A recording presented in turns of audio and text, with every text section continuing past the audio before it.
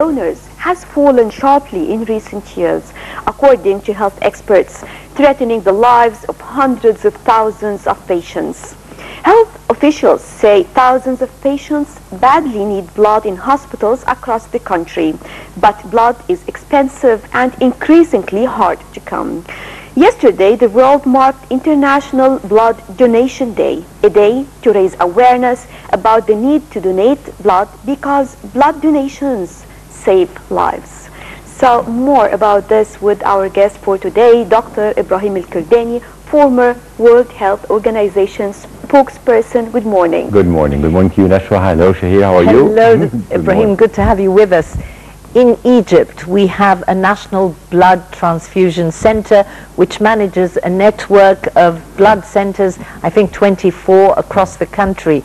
And the centers send out fully equipped blood donation minivans which come back with hundreds of liters of blood.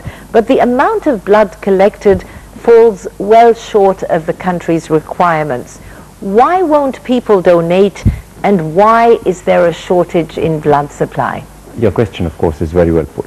People don't donate blood until they trust the authorities. And for a long period, there was lack of trust. But I must say that since the project started in 1997 with the Swiss, there's been collaboration, and the banks have really been upgraded under Dr. Fatin Muftah doing that work. She's done a great job.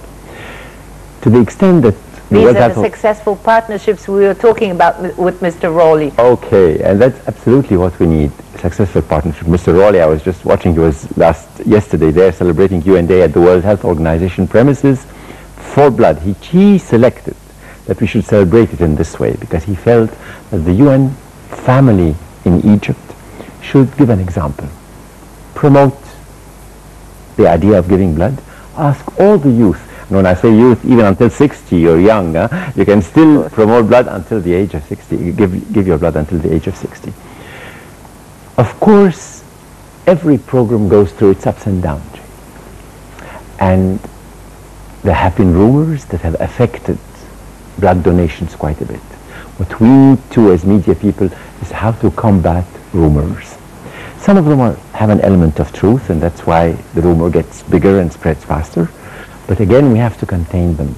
We have to contain them because we need people to continuously give blood. It's not enough for one person to give blood once and think that he's done the best thing in the world. There's more to be done.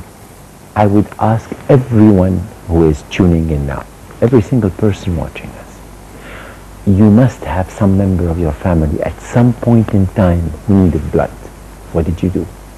Usually they ask you to come and donate from the family sometimes. If you match the blood and it's the same blood, people You say we can donate more than once. How often? I'll give you an example. Actually, yesterday during the celebration, we had some young person who donated blood 35 times. Within a span of how long? You can do it 4 times a year for a man. Some people are scared that it is not that healthy. I remember one of your campaigns was tackling this point. It's actually healthier for the person to donate blood. Your blood is renewed, as they say. You become rejuvenated. You might feel younger too. Right? Your blood is rejuvenated, so it's very encouraging to see that person. And he really touched our hearts because he said, I donated blood 35 times and then I got a problem, medical problem. And he had to receive 19 times blood. And he found it there. He found it. He says, if you give, you receive. And that's what I'm calling on everybody now. We need to give blood. We need to donate blood. The trust is there. The example given by the World Health Organization and all the other UN yesterday is a classic example, Shahira. It's been the second time we do that, Nashwa. The second time. The third, actually. We did it 2006, 2008, 2010. And James was there, of course, helping with it, and Dr. Gazairi, of course, from WHO. So the cooperation between the partners, the UN family, NGOs, Dr. Mamdouh Gabr, former Minister of Health, was there, with the Red Crescent Society, who have 7 blood banks, places where they receive the blood themselves, along with the Ministry of Health. Our reporter, Reem Noor, was also there, and she filed in this story. Okay.